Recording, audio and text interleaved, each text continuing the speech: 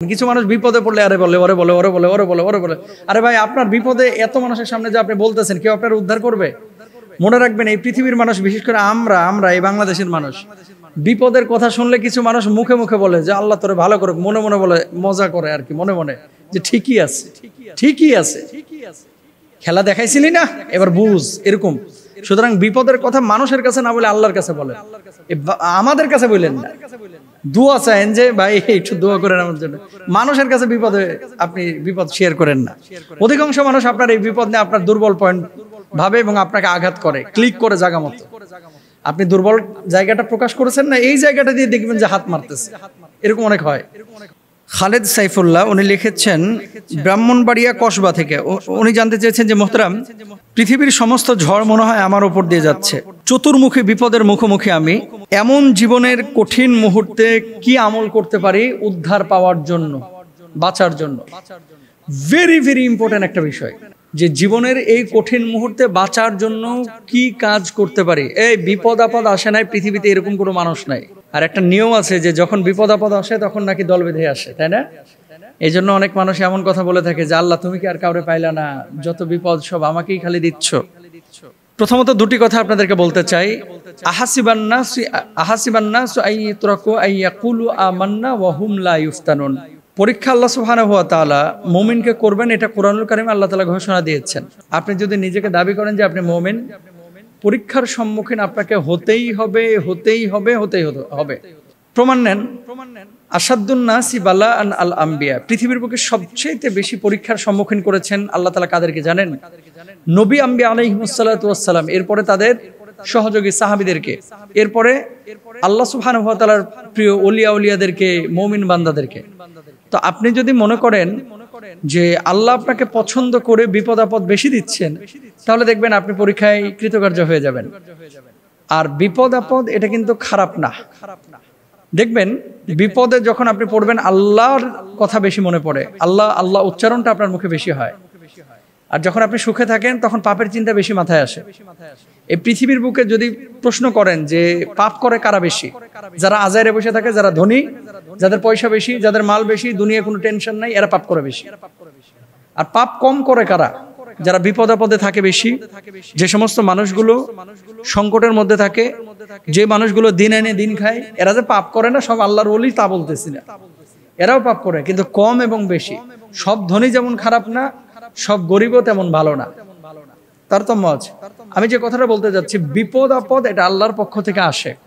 এবং নবী আম্বিয়া আলাইহিস সালাতু ওয়াস সালামকে আল্লাহ তাআলা প্রচুর পরীক্ষা করেছেন, আপনাকেও পরীক্ষা করবেন। এই পরীক্ষা উত্তীর্ণ হতে হবে। উত্তীর্ণ কেমনে হবেন?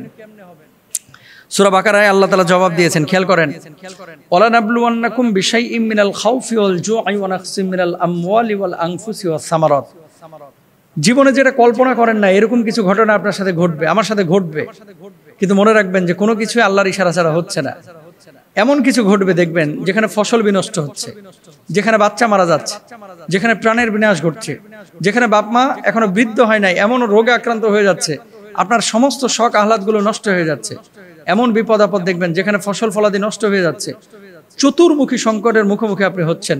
আল্লাহ বলছেন, বান্দারে অবাশশিরিস সাবিরিন, এই সময়গুলোতে আমার প্রতি ধৈর্য ধারণ করো, আমি আল্লাহ তাআলা তোমাদেরকে জান্নাতের সুসংবাদ দেব। আল্লাহর নবীকে আল্লাহ সুবহানাহু ওয়া তাআলা বলছেন এদেরকে সুসংবাদ দেন, কিসের? জান্নাতের। সুবহানাল্লাহ। সুতরাং আপনাদেরকে এটা খেয়াল রাখতে হবে। তাহলে এক নাম্বার, আল্লাহর উপরে তাওয়াক্কুল করবেন, সর্বশক্তিমান আল্লাহর উপরে দৃঢ় বিশ্বাস রাখবেন। ইন্নামা আল উসরি ইসরা। আর মুমিনের হারানোর কোনো ভয় নাই রে ভাই।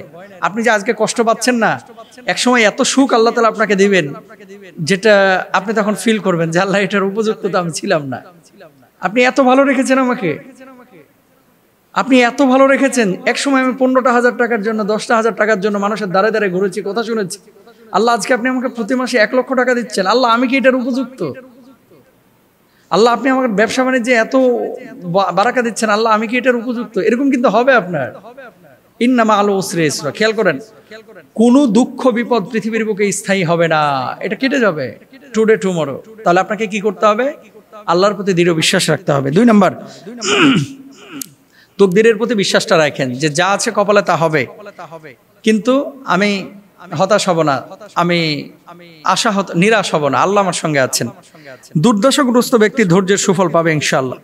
ধৈর্য না ধরে আমি কি করতে পারি, এই কথা আপনি মনে মনে ভাববেন যে এই সময় আপনি ধরেন খুব হাউকাউ করতেছেন। কিছু মানুষ বিপদে পড়লে আরে বলে, ওরে বলে, ওরে বলে, ওরে বলে, ওরে বলে। আরে ভাই, আপনার বিপদে এত মানুষের সামনে যে আপনি বলতেছেন, কেউ আপনার উদ্ধার করবে?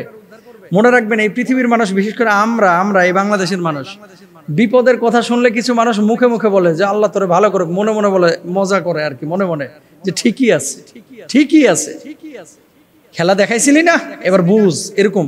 সুতরাং বিপদের কথা মানুষের কাছে না বলে আল্লাহর কাছে বলেন, আমাদের কাছে বললেন না।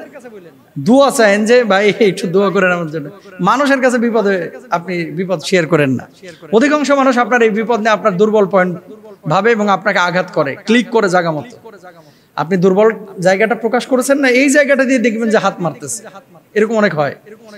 সবশেষ যে বিষয়টি বলবো, আমি আশাবাদী যে আল্লাহ আমাকে উদ্ধার করবেন।